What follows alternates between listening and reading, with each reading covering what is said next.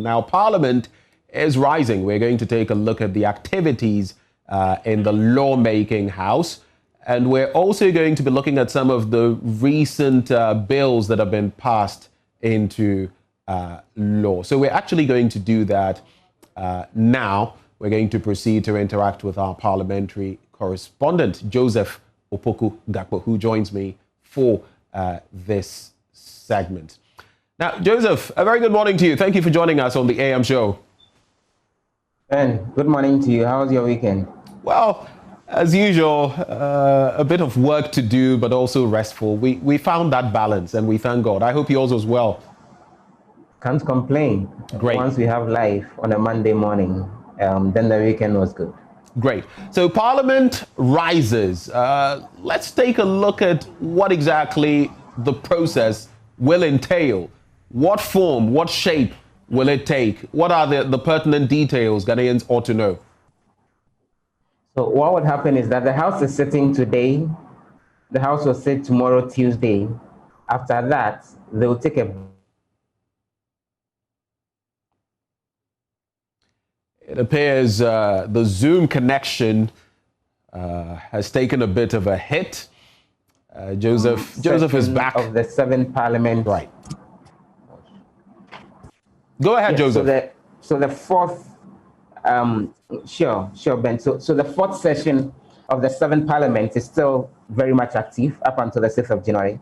But what will happen is that the House will take a break tomorrow, Tuesday, after the sitting, and then they will go on a Christmas break, and then they will return on the 4th of January to continue sitting up until the 6th of January, within which we are expecting that President Akufo-Addo will be in the House to deliver his final State of the Nation address, even before the House eventually goes on its break. So today, tomorrow, they'll continue working. You were asking about the key bills that the House is paying attention to. You recall that last week we had a conversation about the anti-money laundering bill and the creative arts bill that the House got passed into law sometime last week. Exactly. Now, yes, so now the focus is on, for example, the National Blood Service Bill, which is actually a bill that's supposed to provide some legal backing for the operations of the National Blood Service in terms of where their funding will come from, in terms of how that particular organization should be administered and how its operations should be decentralized in a way to ensure that they're able to raise enough blood for people who get involved in accidents and all, so that they are safe. You know, that particular agency has been operating for God knows how long now without any legal backing. The House has finished with what is called the consideration stage of that particular bill. They've done all the necessary amendments to the original bill that came to Parliament from the executive arm of government. Right now, what we're waiting for is for them to do what is called the third reading. That's likely to be done today. That's like a 3-minute process that will eventually see to it that that document has been approved. So the National Blood Service Bill is one of the priority items. Not only that, the National Ambulance Service Bill as well is one thing that the House is looking at, also to provide legal backing for the National Ambulance Service, which again has been operating all these years without any legal backing. As part of the general efforts to reform the health sector in those areas, legal backing is being provided for those bodies. And well, apart from that, just to mention this, sometime last week, that was on Friday, a loan agreement was approved, something to the tune of around 18.5 million euros to procure more ambulances for the National Ambulance Service. That was actually approved sometime last week. And we're waiting for the National Ambulance Service Bill also to be approved between today and tomorrow to give legal backing to the operations of the National Ambulance Service. It's not only that. One other priority item is the insurance bill. We've talked about it before. It's still in the process in terms of the efforts to get it approved. It's now going through the consideration stage where various amendments will be made to that particular bill. We're waiting for that as well to be concluded in the course of the week. And then finally, the other priority item that the House is looking at is the Public-Private Partnership Bill. We've had a conversation about that as well, to set a legal framework within which various partnerships between government and various private institutions as far as providing jobs and accelerating the economy is concerned. That's also likely to be done in the days ahead. So those are some of the priority items between now and tomorrow before the House goes on its break. Well, I know, Joseph, that the Road Traffic Amendment Bill, at least that has seen some, consensus or some closure. But looking at the number of bills that you're mentioning that the August House, the Seventh Parliament, seeks to consider before they rise, and knowing that, oftentimes there are many things that are left hanging and the new Parliament has to come and, strategize to deal with those. And we've had some that have been in Parliament for years. Do you feel, from what you've heard, what you've gathered on the ground, do you feel the August House is going to be able to complete all of this work before it rises in the next few days? So the bit with the Road Traffic Amendment Bill, it's a priority thing. We'll touch on that. I want to touch on that a bit more briefly. But just to answer your question before I touch on that, with a lot of them, quite some progress has been made. We are seeing a situation where a lot of the bills that are coming to the floor are seeing less and less of recommendations when it comes to amendments. Now, most of the times, the most time-consuming aspect when it comes to getting a bill passed has to do with the consideration stage, when amendments are made to the original document that came to Parliament from the executive. Now, usually at that point, sometimes some bills come to the House and there are like 100 suggested amendments. And once that comes to the floor and these recommendations are coming from the committee that looked at it, each of the amendments has to be tackled one after the other. So then that ends up taking a lot of time and dragging the process. Usually, in order to ensure that the process speeds up a little, then whoever is sponsoring that particular bill in terms of the ministry is sometimes advised that these are the recommendations that are coming from Parliament and other stakeholders. Withdraw the bill, go incorporate those amendments so that then you come back and relay a new document in the House, which would not have those specific concerns that have been raised already, so that then it doesn't take a time-consuming process to get those amendments done on the floor. Because if the recommendation for amendment is coming from MPs or, for that matter, a committee of the House, then the motion has to be moved on the floor, seconded by someone else. MPs would have to debate the recommendation for amendment, and then it gets approved. And sometimes one amendment could take like, an hour and 30 minutes because MPs are debating it. But if you smartly want to minimize some of those amendments, and sometimes the amendments could be like 100, then the minister who is sponsoring the bill can come get it withdrawn, go incorporate those suggested amendments in the original document that will be laid in the floor eventually, and then the document would have less suggested amendments. Looks like that smart way of approaching it is what it's been with the bills that have actually come through. So, for example, the Road Traffic Amendment Bill that you are referencing, when eventually came to the floor, there were just about 3 amendments that were suggested that were done on the floor, and they went through that within like an hour and a half and got it approved. Although sometimes some amendments, because of the voluminous nature of them, could take like 3 months, 4 months. The RTI bill, for example, eventually consideration was being done. It took almost 6 months in order to complete the process. So that's the smart way that they're going about it. And I get the sense these items are things that could be approved before the House eventually goes on break. These days as well, the MPs are spending a lot of time in the House. Not all of them, sometimes like 30 of them, 20 of them, they sit up until around 7 p.m. in order to go through these suggested amendments and get the bills approved. So I get the sense that the private public partnership bill, the insurance bill, the ambulance service bill, the national blood service bill are things that they would end up getting passed even before they go on their break. On the bit with the Road Traffic Amendment Bill, it's a landmark bill that the House has approved. It's very historic, and it was approved on Friday. Usually what happens is that since Parliament came into being, any bill that Parliament has approved has actually been a bill that has come from the executive arm of government and introduced by a minister on behalf of the president. That's what we've seen since the Fourth Republican Constitution came into being, and even before that.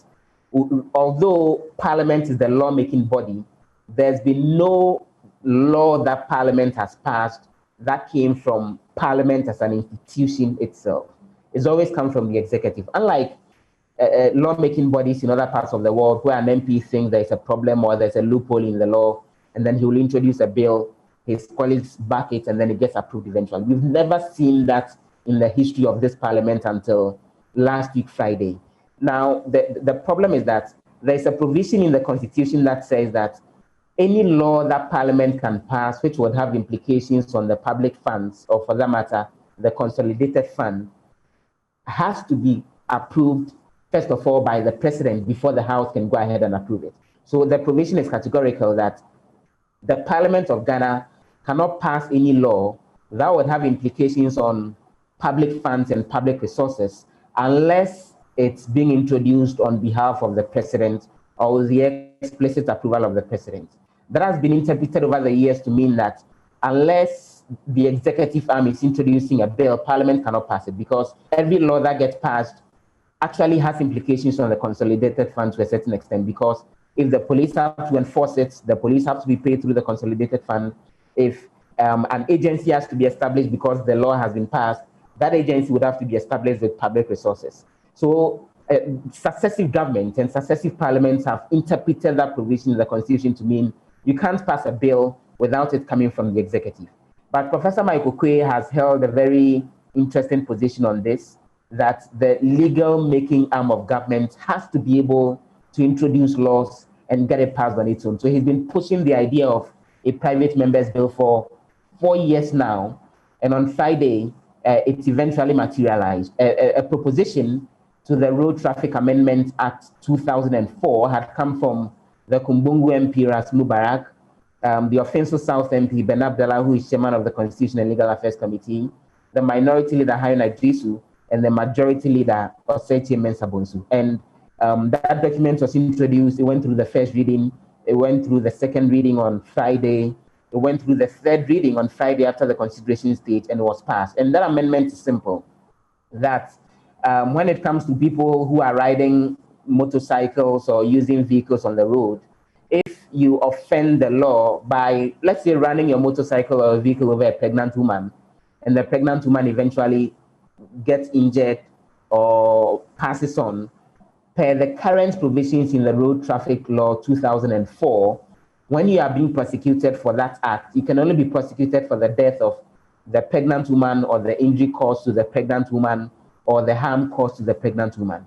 But with the latest amendment that has been introduced, if a road traffic offender causes damage or injury to a pregnant woman or death to a pregnant woman, apart from the prosecution that would happen and the sanction that will apply to the death of the injury you've caused to the pregnant woman, the fetus in the womb, or for that matter, the unborn child in the womb, also would see some justice. And you can go to jail for a period of between 3 years and 7 years, or you can be fined for causing death or injury to the fetus in the womb or the unborn child, even apart from the sanctions you would face as far as the pregnant woman herself is concerned. So that's the amendment that eventually got passed in the House. And MPs are confident that this will encourage road users to be a bit more careful and cautious in how they undertake the activities. And additionally, Professor Mike Oquaye is confident that it will set the pace for MPs on their own to propose more private members' bill to fix the loopholes in the various legislations and to propose laws that would help better advance the development of the country going forward. And MPs are really excited about this latest development, particularly with what the 8 parliaments can do. Now the flood doors have been opened so that MPs can go ahead and propose bills which the House can eventually approve to become law after the President assents them. Great. Let's run through these 2 quick matters as we wrap up. The first one, especially as you mentioned, the Right Honourable Speaker of Parliament, there's been a lot of talk about who replaces him, from which side. Now it's beginning to look like it will come from one side unless Techiman South produces a certain result. But some names have been bandied about. Tell us about, a bit of the rumors going on in Parliament now. Which names are you hearing and why? So there's a lot of strategizing that's happening on both sides of the House, both the NDC and the NPP side of the House going forward. So, for example, last week, Monday, I think. It was either on Sunday or Monday. I think it was on Sunday. There was a major meeting of the majority caucus in Parliament, the NPP side of the House, to strategize on what the way forward would be. But then, looks like areas like Senate were still out there. The MP for Fomina hadn't confirmed which side of the House he would be in, so no one was sure. So they had a bit of discussion on that, on what the way forward would be. We know that some other planned such majority caucus meeting would come off in the course of the week as they seek to firm up their strategy going forward. Additionally, the minority, later in the day, we gather that the minority caucus is also meeting to decide on this. A lot of names are coming up. The hints we're getting is that there's a strong edge that Professor Michael Quaye shouldn't have a second term, particularly from the majority side going forward. For well about 2 years now, Justice Jones Doche, the Supreme Court judge name, had come up very strongly as the key person that was being considered to replace Professor Michael Quaye as Speaker of Parliament, as far as the majority side is concerned, if the NPP maintain a majority in the House. He had been considered at previous times, both for the Chief Justice position ahead of Sophia Akufo and even Justice Enini Yeboah, but eventually the two have become Chief Justices. The story, as we had heard, even more from about 2 years ago, was that he was being considered strongly to take over as Speaker of Parliament from Professor Michael Quaye. But from the indication we're getting again, with the very split Parliament we have now, a strong push is being made that Professor Michael Quaye has some experience dealing with these MPs, and he may be the best hand dealing with them going forward. So then again, Professor Quaye's name is coming up very strongly. Again, on the majority side, there is the indication that Papa Owusu-Ankoma, who is a former MP for Second D and currently serves as the High Commissioner to the UK, his name has come up strongly as that person who can help build consensus on both sides. He has the experience, having been in the House for several years, to guide the House going forward. And then we've heard the name of Lawyer Ayu Koyiotu, who is former Attorney General, as another key name. On the majority side, those are the four strong names that we hear are battling for that particular position. We've gotten the hint that, unlike what has been the practice on previous occasions, it's very likely that the NDC side will most likely put up a candidate for the speakership position, and that we are not likely to see a consensus where then they would say, let only the majority side put up a name for the speaker, let only the majority side put up a name for the deputy speaker, and let only the minority side put up a name for the deputy speaker, the second deputy speaker, because the consensus is that the second deputy speaker must go to the party that is in opposition most of the times. Right. So on the NDC side, we're hearing names like Alban Bagbin that may be put out, but most likely we would know more before the 4th of January when the House eventually resumes to conclude its business. Well, Joseph, thank you very much for letting us know about ongoing, activities in the August House of Parliament. It's always a delight interacting with you. We'll keep you'll keep us in the know, actually, on these matters. So thank you very much for joining us.